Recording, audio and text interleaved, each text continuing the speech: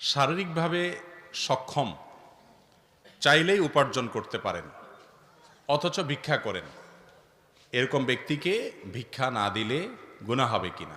উত্তর হলো, কোনো ব্যক্তি যদি এমন কোনো পরিস্থিতি থাকে যে পরিস্থিতিতে আসলে বেচারা মানুষের কাছে হাত পাতা ছাড়া উপায় নেই, আপনি তাকে সহযোগিতা করার সুযোগ আছে, আর এই সহযোগিতা না করলে সে বিপদের মুখে পড়বে, এছাড়া এই মুহূর্তে তার কোনো উপায় নাই, এরকম কোনো সিচুয়েশন যদি তৈরি হয় তাহলে সেক্ষেত্রে তাকে সাহায্য করা আবশ্যক, না করলে গুনাহ হবে।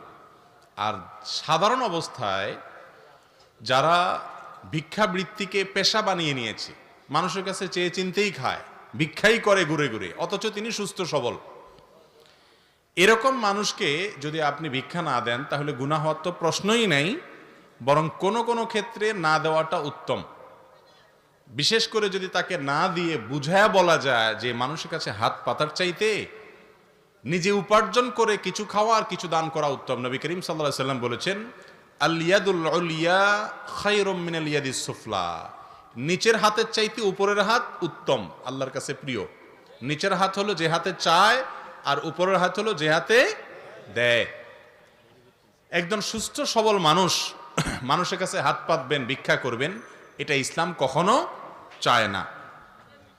নবী করিম সাল্লাল্লাহু আলাইহি ওয়াসাল্লামের শিক্ষা হলো যে কাজের জন্য বের হতে হবে, পরিশ্রম করতে হবে, নিজের সাধ্য অনুযায়ী যতটুকু পারা যায় করতে হবে। অতএব এরকম পেশাদার ভিক্ষুক যার শারীরিক সক্ষমতা আছে কাজকাম করার, তিনি ভিক্ষা করলে তাকে ভিক্ষা না দিয়ে বরং নসিহত করে বুঝিয়ে যদি কর্মমুখী করা যায় সেটাতে সওয়াব আরো বেশি হবে। কারণ কোনো কোনো ক্ষেত্রে এই ব্যক্তিকে ভিক্ষা দিলে আরো পঙ্গুত্বের দিকে সে যাবে এবং এটাকে সে পেশা বানিয়ে নেবে।